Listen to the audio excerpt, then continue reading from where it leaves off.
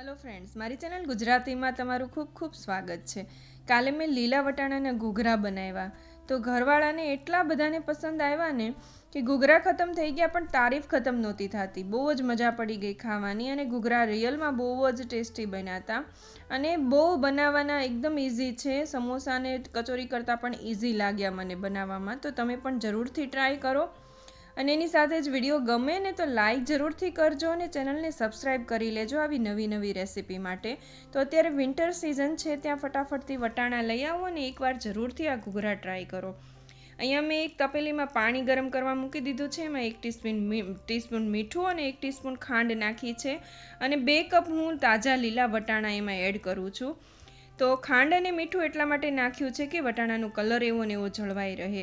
હવે આને 3 થી 4 મિનિટ જ આપણે બોઇલ કરવાના છે ને પછી નિતારીને લઈ લેવાના છે। અહીંયા આપણે એક મિક્સર જાર લઈ લીધું છે, એમાં મેં 4 લીલા મરચાં, 3 ઇંચ આદુનો ટુકડો લઈ અને તાજું જ નાળિયેર લઈને 1/4 કપ જેટલું તાજું નાળિયેર છે એની આપણે દરદરો એની પેસ્ટ બનાવી લેવાની છે। પેસ્ટ બની જાય એટલે આપણે જે લીલા વટાણા બોઇલ કરીને ચાળી લીધા હતા, પાણી એનું ગાળી લીધું હતું, એ વટાણા એમાં એડ કરી દેવાના છે અને એની પણ આપણે દરદરો આવી રીતે પેસ્ટ બનાવીને તૈયાર કરવાની છે। એકદમ કોર્સ નથી પીસવાનું, એનું પલ્સ મોડમાં રાખીને દરદરી પેસ્ટ બનાવવાની છે। હવે એક પેન લઈ એમાં 1.5 ટેબલ સ્પૂન જેટલું તેલ લેવાનું છે। એમાં આપણે સૌથી પહેલાં કાજુ અને કિશમિશને આવી રીતે ફ્રાય કરી લેશું। કાજુ કિશમિશ નાખવા ઓપ્શનલ છે, પણ એમાં રેસીપીમાં બહુ સારા લાગે છે, તમે એડ કરો તો। 1/4 ટીસ્પૂન હિંગ નાખી અને આપણે જે વટાણાનું મિક્સર રેડી કર્યું હતું મિક્સર જારમાં એ એડ કરી દેવાનું છે અને ફ્લેમને એકદમ લો રાખવાની છે ને બધું એક વખત પહેલાં પ્રોપર મિક્સ કરી લેવાનું છે। તો ઘણા વટાણાને ડાયરેક્ટ મિક્સર જારમાં ક્રશ કરી લે છે, પણ આવી રીતે પાવર બોઇલ કરીને લેશો ને તો વટાણાનો ટેસ્ટ બહુ જ સરસ આવશે। હવે અહીંયા મેં 2 બટેટાને બાફી લીધા હતા ને આમાં એડ કરીએ છીએ। તો તમે એકલા લીલા વટાણાની ઘૂઘરા પણ બનાવી શકો છો, પણ તમે 2 બટેટા આવી રીતે એડ કરજો, એનો ટેસ્ટ બહુ જ સરસ લાગશે। આ બધું જ આપણે પહેલાં મિક્સ કરી લઈએ ને પછી આપણે એમાં મસાલા કરવાના છે। તો વટાણા છે ને આખા ન રહી જાય એ વાતનું ખાસ ધ્યાન રાખવાનું, કેમ કે આખા હશે ને તો ઘૂઘરા તળતી વખતે એમાં ફૂટશે, એટલે એવી રીતે દબાવીને એને ફોડી લેવાના છે। હવે એમાં 1.5 ટીસ્પૂન જેટલું મીઠું એડ કરવાનું છે, 1/2 ટીસ્પૂન સંચળ પાવડર એડ કરવાનું છે, 2 ટેબલ સ્પૂન ખાંડ એડ કરવાની છે, કેમ કે ખાટું ને મીઠું હશે ને તો એનો ટેસ્ટ સરસ આવશે। 1 ટીસ્પૂન જેટલો આમચૂર પાવડર એડ કરવાનો છે। એ ન હોય તો તમે લીંબુ પણ નાખી શકો છો, પણ આમચૂર પાવડર નાખશો ને તો મિક્સર થોડું ડ્રાય રહેશે। હવે આને આપણે 4 થી 5 મિનિટ લો ફ્લેમ ઉપર આવી રીતે થોડું ડ્રાય થઈ જાય એમ કરી લેવાનું છે અને પછી 1/2 કપ જેટલી કોથમીર નાખી ગેસ બંધ કરીએ ને આને ઠંડુ કરવા માટે મૂકી દેવાનું છે। તો આપણું ફિલિંગ રેડી થઈ ગયું છે, એને આપણે ઠંડુ કરવા મૂકી દઈએ અને પછી આપણે ઘૂઘરાનો લોટ કેવી રીતે બાંધવાનો છે અને કેવી રીતે તળવાના છે જેનાથી એકદમ પ્રોપર ક્રિસ્પી થાય બધું જ હું તમને આ વિડીયોમાં જણાવવાની છું। 2 કપ અહીંયા મેંદો લીધો છે ને 2 ટેબલ સ્પૂન રવો લીધો છે। રવો આપણે ઝીણો લેવાનો છે, જો જાડો રવો હોય ને તો એક વખત મિક્સર જારમાં એને ફેરવી નાખવાનો એટલે થોડો ઝીણો થઈ જાય। 1 ટીસ્પૂન મીઠું લીધું છે ને 3 ટેબલ સ્પૂન તેલ લીધું છે। તો 2 કપ મેંદામાં 3 ટેબલ સ્પૂન તેલ એકદમ પરફેક્ટ છે, આનાથી ઓછું પણ નહીં લેતા અને વધારે પણ નહીં લેતા।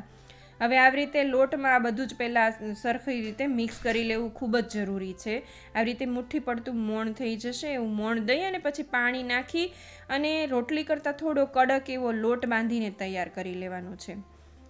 તો આમાં તમે ઘઉંનો લોટ પણ યુઝ કરી શકો છો, પણ ઘૂઘરા એટલા ક્રિસ્પી નહીં થાય જેટલા મેંદાના લોટથી થશે। તમે અડધો મેંદો અને અડધો ઘઉંનો લોટ પણ યુઝ કરી શકો છો, પણ આપણે આવી વસ્તુ ક્યારેક ખાતા હોઈએ છીએ, તો આવી રીતે મેંદામાંથી બનાવશો ને તો એકદમ સમોસા જેમ એનું પડ છે એ ક્રિસ્પી થઈ જશે। તો આવી રીતે દબાવીને આપણે કડક લોટ બાંધીને તૈયાર કરી લેવાનું છે અને એમાં થોડુંક તેલ એડ કરી મસળી અને આને આપણે અડધી કલાકનો રેસ્ટ આપવો ખૂબ જ જરૂરી છે, તો જ એકદમ લોટ છે એ પ્રોપર કૂણવાઈ જશે અને પ્રોપર એની પૂરી વણશે અને ક્રિસ્પી થશે। તો આને એક વખત તેલવાળો હાથ કરી મસળી લઈ અને એને કોટનના ભીના કપડાં વડે આપણે ઢાંકી દેવાનું છે। ઢાંકી અને અડધી કલાક માટે એને રેસ્ટ કરવા દેવાનું છે, ત્યાં સુધી આપણું ફિલિંગ છે એ પણ ઠંડુ થઈ જશે। ફિલિંગ ઠંડુ થઈ જાય એટલે આવી રીતે નાના નાના મુઠિયાના શેપમાં મેં વાળી લીધું છે કે જેનાથી આપણને ભરવામાં ફટાફટ ભરાઈ જાય। તો આપણો લોટ પણ રેસ્ટ કરીને તૈયાર છે. હવે આપણે આને થોડો તેલવાળો હાથ કરી અને મસળી લેવાનું છે.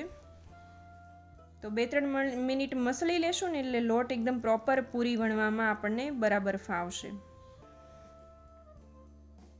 હવે એમાંથી નાનું એવું પૂરી જેવડું લોયું કાઢી અને એને આપણે એની પૂરી વણવાની છે. પૂરી વણતી વખતે 2 વાતનું ધ્યાન રાખવાનું છે. એક તો પૂરી છે આપણે બોર્ડરથી વણવાની છે, વચ્ચે સેજ જાડી રાખવાની છે, પણ એની જે બોર્ડર છે એની કિનારી છે થોડી પતલી પતલી થઈ જાય એવી રીતે વણીને તૈયાર કરવાની છે. આપણી પૂરી છે વણીને તૈયાર છે. એમાં આપણે આ મુઠ્ઠીઓ છે લીલા વટાણાનું એ મૂકી દઈશું અને એની બોર્ડરને ખાસ તમારે સીલ સરખી રીતે કરવાની છે. તો આવી રીતે પાણીવાળો હાથ બોર્ડર ઉપર લગાવી અને 2 છેડાને આવી રીતે ભેગા કરી દેવાના છે. અને પહેલાં પ્રોપર એની બોર્ડર છે દબાવીને સીલ કરી દેવી ખૂબ જ જરૂરી છે. આટલા ઘૂઘરા કર્યા પણ એક પણ ઘૂઘરો ફાટ્યો નથી, કેમ કે એની બોર્ડર બધાની સરખી રીતે સીલ થઈ ગયેલી હતી. બોર્ડર સરખી રીતે સીલ થઈ જાય એટલે આપણે એની કિનારી વાળવાની છે. તો તમે આને ઘૂઘરાના મોલ્ડમાં પણ બનાવી શકો છો ને, નહીં તો જો આવી રીતે એક આંગળીથી થોડોક પાટ ઉઠાવવાનો છે, અંગૂઠાથી દબાવતો જવાનું છે અને ફરીથી બીજે આંગળીથી પાટ ઉઠાવવાનો છે. આવી જ રીતના કિનારી વાળીને તૈયાર કરી લેવાની છે. તો તમને આવી રીતે ઘૂઘરાના શેપમાં ન ફાવતું હોય તો તમે 2 નાની નાની પૂરી વણી અને એમાં વચ્ચે ફિલિંગ ભરી બીજી પૂરી એની ઉપર મૂકી અને પણ એની બોર્ડર બનાવી શકો છો. એનો ઘૂઘરાનો શેપ થોડોક રાઉન્ડ શેપ થશે. તો એ રીતે પણ જો તમે ઘૂઘરા બનાવી શકો છો. તો આપણું ઘૂઘરું બનીને તૈયાર છે. એમાં બોર્ડરનો જે લાસ્ટનો પાર્ટ છે એ કટ કરી અને એને પણ સીલ કરવો ખૂબ જ જરૂરી છે. તો આવી જ રીતના આપણે બધા ઘૂઘરા એક સાથે નથી બનાવવાના. એક બેચના બને એટલે તળવાના ચાલુ કરી દેવાના છે. એ વાતનું પણ ખાસ ધ્યાન રાખવાનું છે, કેમ કે આ ઘૂઘરાને તળાતા વાર લાગશે. આપણે મીડિયમથી લો ફ્લેમની વચ્ચે રાખીને જ તળવાના છે. બિલકુલ હાઈ ફ્લેમ નથી કરવાની, કેમ કે હાઈ ફ્લેમ કરશું ને એટલે તરત જ ઘૂઘરા ઉપર બબલ્સ પડશે અને એનો જે પડ છે ને એ ક્રિસ્પી નહીં થાય, સરખી રીતે તળાશે પણ નહીં. તો આવી રીતે બીજું ઘૂઘરું પણ હું તમને વાળીને દેખાડી દઉં છું કે કઈ રીતે સીલ કરી અને કઈ રીતે એની બોર્ડર બનાવવાની છે. આવી રીતે અંગૂઠાથી પ્રેસ કરતું જવાનું, ફિંગરથી ઉપર કરતું જવાનું અને વળી પાછું એને અંગૂઠાથી પ્રેસ કરતું જવાનું છે. એની બોર્ડર બનાવવી પણ ખૂબ જ આસાન છે.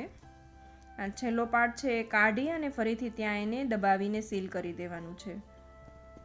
અહીંયા મેં તેલ ગરમ કરવા મૂકી દીધું છે. તેલ પણ કેટલું ગરમ હોવું જોઈએ, જુઓ તમે. આમ હું લોટનો પાર્ટ એની અંદર નાખું છું ને તો આ ધીમે ધીમે ઉપર આવે છે, એકદમ ફટાફટ ઉપર નથી આવતું. તો આટલું તેલ જ આપણે ગરમ થવું જરૂરી છે. તો એમાં તમે ઘૂઘરા નાખશો ને એટલે એકદમ સીધા ઉપર નહીં આવી જાય, ધીમે ધીમે ઉપર આવશે. અને ઘૂઘરા બધા જ એમાં તેલમાં નાખી અને પછી તરત જ એને બિલકુલ ચલાવવાનું નથી. એને 1 થી 1.5 મિનિટ જેટલી રાહ જોવાની છે. ઘૂઘરા એની જાતે જ ઉપર આવવા દેવાના છે અને ઘૂઘરા બધા એની જાતે ઉપર આવી જ જશે. તો આવી રીતે જેમ જેમ તળાતા જશે એટલે ઘૂઘરા ઉપર આવી જશે. હવે ઝારાથી તમે એને અલટ પલટ કરી અને એક ઘૂઘરાને 7 થી 8 મિનિટ જેટલો એક બેચને તળાતા સમય લાગશે. તો એકદમ પેશન્સથી ધીમે ધીમે તળશો ને તો તમારા ઘૂઘરા બહુ જ સરસ બનશે. હવે આ 7 થી 8 મિનિટમાં આપણે વચ્ચે વચ્ચે બીજા ઘૂઘરા પણ બનાવતા જશું અને તળતા જશું. તો આવી રીતે પલટતું ન હોય ને તો તમે પલટાવીને ઝારો થોડીવાર ઉપર રાખશો ને એટલે ઘૂઘરું નીચે પણ સરસ રીતે તળાઈ જશે. અને આવા લાઇટ ગોલ્ડન બ્રાઉન થાય ને ત્યાં સુધી તમારે એને તળવાના છે. આનાથી વધારે નથી થવા દેવાના, કેમ કે હજી તળાઈ જશે ને પછી પણ એનો અંદરનો મસાલો ને બધું એકદમ ગરમ હશે એટલે ઘૂઘરું પડ્યું પણ હજી એમાં કલર થોડો એનો ડાર્ક થઈ જશે. તો એક બેચ તળાઈ ગઈ છે ને બીજી બેચ ઘૂઘરા બનીને તૈયાર છે, એ આપણે એમાં એડ કરી દઈએ.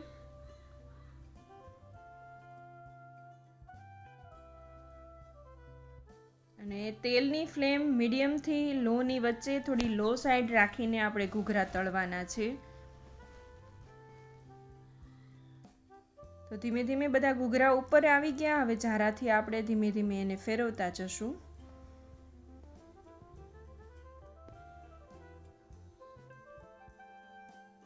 તો તો જો એકેય ઘૂઘરામાં બબલ્સ નથી આવ્યા, એકદમ પ્રોપર રીતે તળાઈ ગયા છે. તો આવી જ રીતના બધા ઘૂઘરા તળીને તૈયાર કરી લઈએ.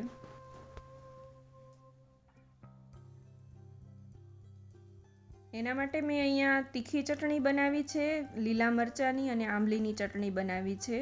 તમે એની સાથે લાલ મરચાંની ચટણી પણ બનાવી શકો છો, લસણવાળી લાલ મરચાંની ચટણી. પણ આ બે ચટણી બનાવશો ને તો પણ કાફી છે. આ બે ચટણીથી જ તેનો ટેસ્ટ ખૂબ જ સરસ આવશે. હવે વચ્ચે આવી રીતે સ્પૂનથી થોડોક ખાડો પાડી દઈએ એટલે એને ચટણીને બધું ફિલિંગ એમાં જઈ શકે.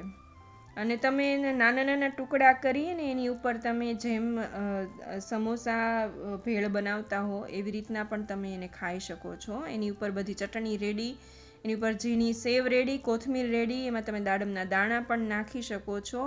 ઘૂઘરા બહુ જ ટેસ્ટી લાગે છે. આવી રીતના જરૂરથી એકવાર ટ્રાય કરો. અને તમને કયા ઘૂઘરા વધારે ભાવે છે, સ્વીટ કે આવી રીતના તીખા, મને કોમેન્ટમાં જરૂરથી જણાવજો. વિડીયો ગમ્યો હોય તો લાઈક જરૂરથી કરજો, ચેનલને સબસ્ક્રાઈબ કરી લેજો. Thank you for watching.